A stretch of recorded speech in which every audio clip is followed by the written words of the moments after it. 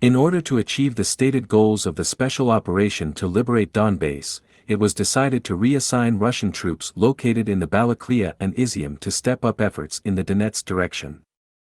Subscribe to the channel, like and share this video.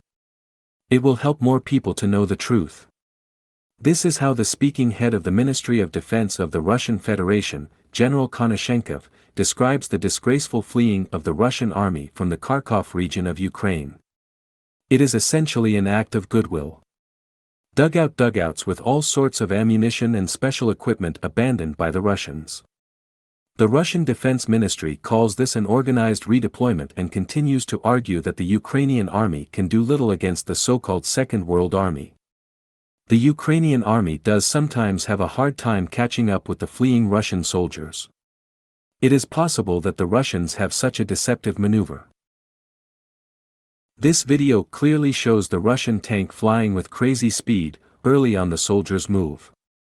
It's not that the Russian tankers are scared to meet the Ukrainian cyborgs, he simply decided to attack the Ukrainian tree and successfully completed the maneuver. The Russian offensive in Ukraine does not need to speed up. As the Ukrainian troops approached, anything that had entrenched itself in the rear outside the radius of the Ukrainian artillery and retained control is rapidly moving toward the Russian border. Most of the occupiers are out of luck. They have three main destinations: cemetery, prison, well or exchange. While the towers of Russian tanks are burning in Ukraine, the towers of the Kremlin are also getting hot.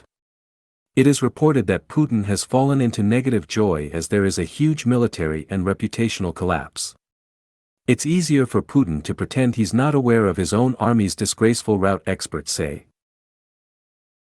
The fact that a purge of the military high command is about to take place is also known to the Russian generals themselves know it. Having sensed this in advance, Russian Defense Minister SERGEI SHOIGU has hurriedly stepped aside. The so-called General SHOIGU has absolutely no combat experience.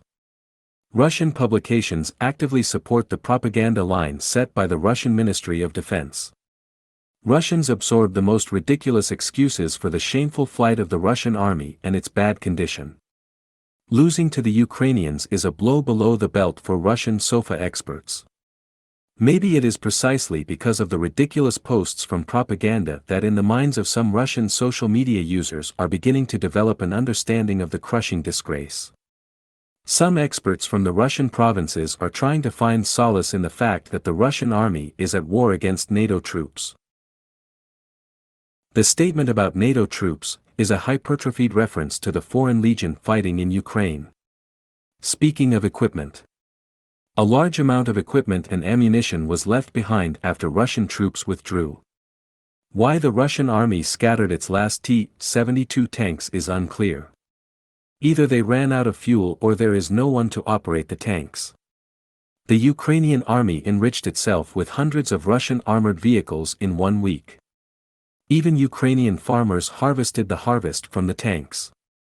The Russian army's loss of control of the railroad tracks at Kupiansk put the end of attempts to take over the Kharkov region of Ukraine.